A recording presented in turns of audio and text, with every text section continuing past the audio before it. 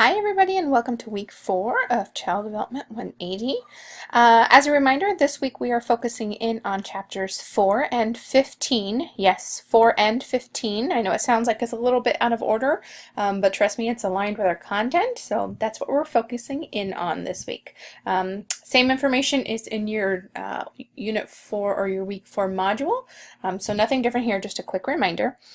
So let's go ahead and get started. As a reminder, these are just pretty quick voiceover recordings to kind of hit the main points of the content for this week. You'll want to go ahead and go back and review the full lecture that's also posted in the week 4 module. And obviously do your assigned reading and take some time to reflect. Okay? All right, so week 4, here we go. Physical development is the key area here. That's what we're focusing in on. This domain is one in which has many implications when working with children. So meaning it has, it's a little more complex than other areas or other domains. So this week we're focusing in on physical development in the following age ranges. So I broke them down into 5 to 7, 7 to 9, 9 to 11, and then puberty age up to age 12. One of the most important aspects that I would encourage you to learn about is obesity.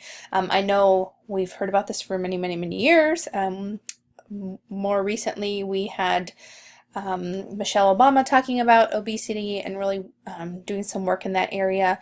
But it's a major problem, especially for school-age children. There is a lot of controversy behind why obesity is such a big problem. Our course outlines some of the most common causes, and I won't read all of them to you, but here are just a few that are text outlined. So heredity, meaning it's passed down, it's basically in our genetics. So if our parents had a problem or grandparents, then we do. Activity level, television watching. I'd also add gaming because that's something that is a little more recent. We see a lot of people, especially children, doing gaming. And I probably would add also social media to that, just because even though school-age children, we sometimes think that maybe they're not so involved in social media, they really can be. Types of food consumed, and things like traumatic events. So there's a lot of controversy again behind why obesity is happening, and here's what our text is, or some of the most common ones based on research. So here's a few tips for you when working with children. Assure children that they are accepted no matter how they look. This is really critical. Now, last week, remember, we talked about the importance of peers and those friendships. It's also really important that we assure children that they are accepted no matter what they look like. Be sensitive to girls who have reached puberty. There are some times where they may have some growth spurts, or just in their development in puberty, that they kind of feel self-conscious and their bodies are changing. They don't really know how to handle it sometimes. So that's just a key one for you. Encourage families to change the environment. Obviously, you want to tread lightly on this. You don't want to write up a list of things that families should and should not eat. Of course, if you did kind of a general newsletter with a focus area on health, of course you could put that in there, but you want to do it very nicely. Just think about being politically correct. Think about being sensitive to the families with whom you work. Think about the different backgrounds, that sort of thing. Then I would say, whatever your role is in working with children, make sure that you're offering nutritious meals and snacks. So if you work in an after-school program and you get to choose the snacks, I probably would not pick candy bars to give the children every day, right? So you want to remember that modeling is key. I know we've talked a lot about that in this course already, how important the modeling is. So if you are kind of doing fruits and veggies for a snack, you as the professional should not be walking around with a candy bar, right? So I know this is kind of common sense, but I think sometimes we forget about this. I can't tell you how many centers I've been to or sites I've been too, and I've seen the workers walking around with frappuccinos in their hands. And if they want to drink that, that's definitely up to them. But just think about the modeling, and if we can offer that to the children, perhaps we should save that until before or after work. So. There's a number of other tips here. Read through those when you have a chance. Again, this is the same exact content that's in the full lecture. My voiceover is really just kind of capturing the main elements here for you. It's really quite possible that we will work with children with health conditions. You may or may not have experienced this. It is also possible that you work with children with health conditions that you are unaware of. I'll tell you just personally, I've worked with children with particular diseases or conditions, and I didn't know about it at first. So just kind of keep that in the back of your mind. By no means should you be diagnosing anybody or trying to pick out a disease or something, but just be aware that it's very likely you work with children with health conditions, and so you just need to be sensitive to that. And this is really where knowing the child and knowing the family comes into play, so that you know how to best support them.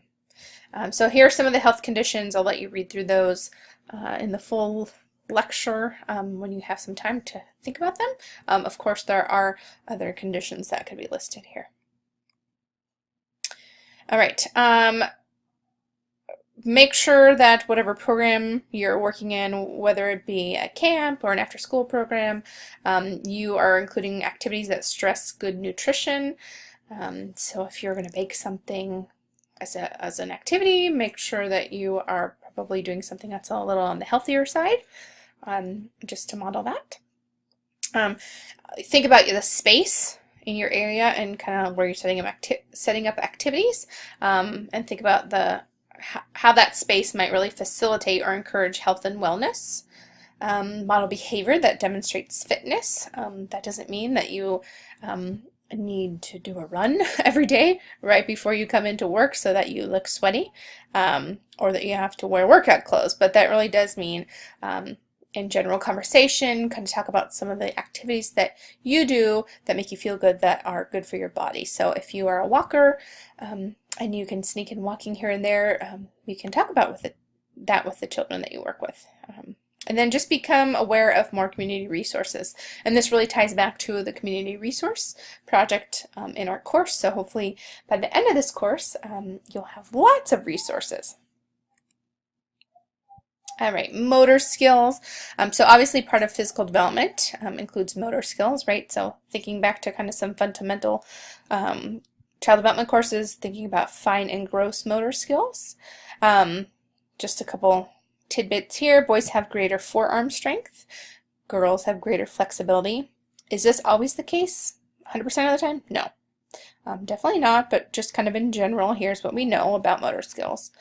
Some skills are related to other skills and do not depend on the same amount of practice, and sometimes hereditary can be a factor here, right? So sometimes you see maybe a father who's a really great runner, and you see his son or daughter that maybe is just kind of a natural, what we might call a natural runner too.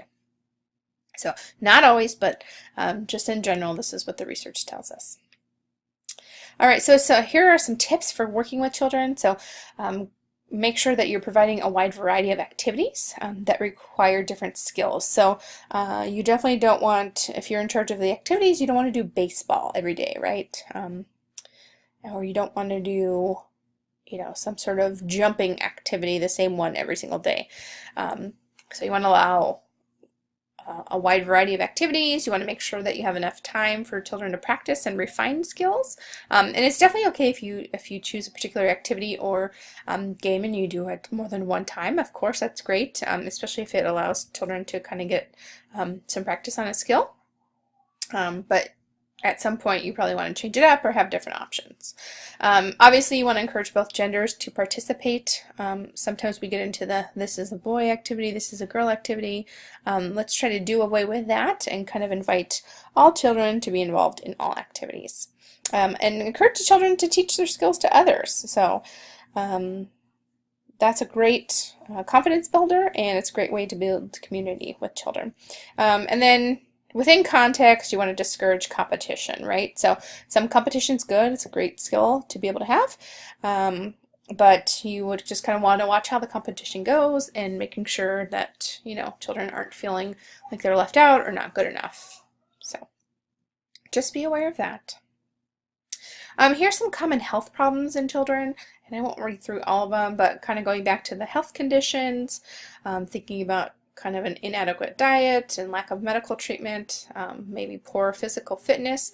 All of those can play into health problems in children. So obviously you won't be able to fix everything in every child, but some of this we can help support the family in. And it doesn't necessarily need to be you particularly, but maybe your program can offer some community supports or do some special things to support families. So lots of great ideas here.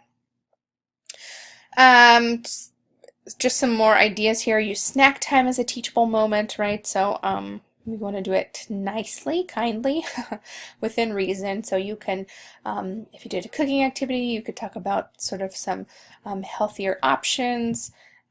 It doesn't always need to be about a diet per se, but just maybe healthier items. And that's when you can really play into some of your knowledge and skills about what healthy eating looks like and what fitness looks like and all those great things. So you can help children kind of make changes. Obviously, you want to provide nutritious snacks, involve the children in the snack planning if possible. I know that's not always possible with some of the programs that you might work in, but if you can, that would be great. And then obviously plan healthy cooking activities, even if you send some home like in a newsletter or whatnot. Fitness, it has to be more than just an outdoor play. It should include all components of fitness. And I would encourage you to do a daily or a weekly schedule and allow the adults to lead the exercises and model proper movement. So this is a great time to teach children kind of proper lifting and bending and all those great things. Here's some common fitness equipment. You don't need to have these. If you don't have them, I don't want you to go out and buy them. But jump ropes, hoops, frisbees, balance beams, all those kind of things are great. I would not run out and get the newest DVDs, fitness DVDs, because those probably are the least used, or least likely used. But use natural elements. Use the outdoor space you have and have fun with some fitness. Obviously with anything comes safety, so make sure it's fun, make sure you're being a good role model, don't be more rough on the children than you need to be if you're playing a game, so just consider that you're the adult, the leader. Set the stage, have fun with it. Here's some additional guidelines. I'll let you read through those in the full lecture. I won't read all of them to you here, but allow ample time for practicing skills, enjoy exercising yourself, try to, within reason, stay away from competition, avoid comparisons, and kind of support the family as well with some resources. And that's it for this week, week 4. Again, this was just kind of a quick overview to pull up the main points for you. Make sure you do your assigned reading and view the full lecture and take some time to process and reflect. Thanks, everybody.